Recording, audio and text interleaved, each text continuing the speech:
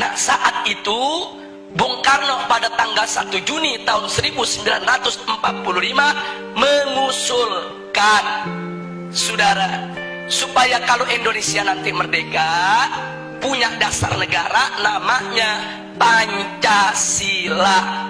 5 dasar. Sila pertama, Bung Karno mengusulkan peri kemanusiaan, kemudian peri kebangsaan, sedangkan peri ketuhanan diletakkan di sila yang kelima, sila terakhir. Ini ditolak oleh ulama, saudara. Kiai Haji Wahid Hasyim menolak, Kiai Haji Abdul Qahar Mudakir menolak, Kiai Haji Agus Salim menolak. Kenapa mereka menolak? Enggak pantas ketuhanan ditaruh di sila terakhir. Enggak boleh sila ketuhanan diletakkan pada sila buntut. Ini fakta sejarah. Karena itu para ulama kita berjuang dalam forum BPPKI supaya ketuhanan naik menjadi sila yang pertama. Lalu setelah terjadi perdebatan sengit, pada tanggal 22 Juni 1945 disepakati oleh NU, Muhammadiyah, Sarekat Islam, oleh Bung Karno, Bung Hatta, Bung Yamin, semua sepakat. Apa yang mereka sepakati, saudara? Bahwa Pancasila, satu, ketuhanan dengan kewajiban menjalankan syariat Islam bagi pemeluk-pemeluknya.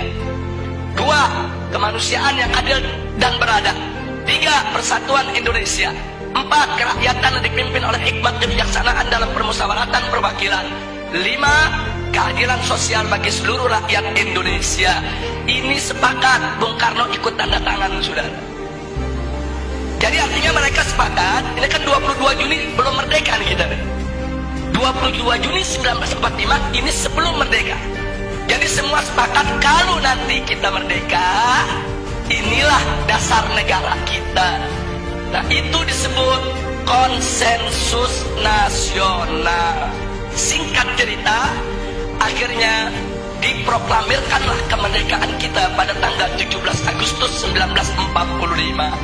Begitu diproklamirkan, maka mulai saat itu dasar negara kita adalah Piagam Jakarta 22 Juni 1945 yang tadi sudah disepakati. Tapi kemudian timbul protes dari pemerintah Jepang. Jepang nggak terima. Kenapa ada kata-kata syariat Islam di bagian pertama? Alasan Jepang, orang-orang Kristen di Indonesia Timur protes.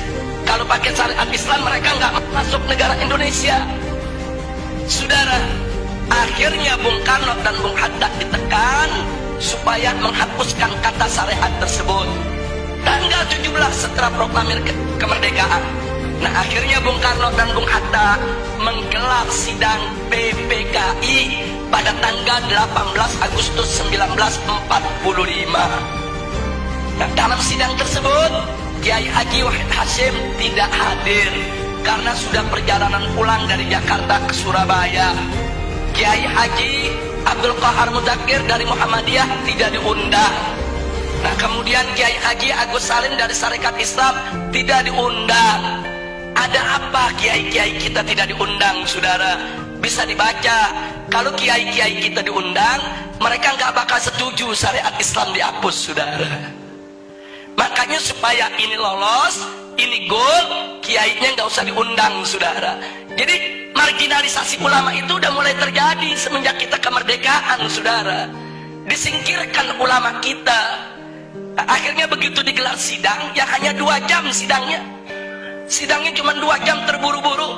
Kemudian sila pertama Pancasila diganti. Diganti dengan apa? Ketuhanan. Itu aja, saudara. Sedangkan kalimat dengan kewajiban menjalankan syariat Islam bagi pengikutnya itu dicoret, saudara. Nah, akhirnya ada beberapa tokoh Islam yang hadir seperti Ki Bagus, saudara, dari Muhammadiyah menolak karena beliau tahu ini ulama NU, ulama Muhammadiyah, ulama Sarekat Islam gak bakal terima ini diganti. Terjadi perdebatan. Nah, akhirnya dapat solusi. Apa solusinya? Ini perjuangan Ki Bagus ini dari Muhammadiyah, saudara. Solusinya ya sudahlah, syariat dihapus nggak apa-apa. tapi tolong diganti dengan Yang Maha Esa. Dan Bung Karno setuju, saudara. Jadilah sila pertama ketuhanan Yang Maha Esa. Nah, kalau saya melihat sejarah ini, saya bersyukur kepada Allah. Loh, kenapa? Wa yamkuruna wa yamkurullah wallahu khairul makirin. Mereka berbuat makar menghapus syariat, Allah balas makar mereka. Syariat hilang, tauhid yang datang, saudara. Itu kan syariat diganti sama tauhid itu. Syariatnya dihapus, yang masuk apa? Tauhid. Kita nggak rugi, saudara. Itu pertolongan Allah, saudara. Padahal ulama dipinggirin, ulama mau dikhianati, saudara. Tapi Allah jaga. Nah, oleh karenanya sampai hari ini ulama-ulama NU, ulama-ulama Muhammadiyah nggak pernah punya masalah dengan Pancasila, saudara. Nggak ada ulama NU nolak Pancasila, ulama Muhammadiyah nolak Pancasila, para habaib nolak Pancasila. Nggak ada. Loh, kenapa para habaib, ulama, kiai dan ajangan tidak menolak Pancasila? Karena mereka tahu Pancasila adalah ijtihad ulama, karya ulama. Nah, itu yang ingin saya garis bawahi, saudara. Jadi jangan sekali-kali menuduh ulama ini anti Pancasila. Oh, mereka yang buat kok, mereka yang rumuskan kok, saudara.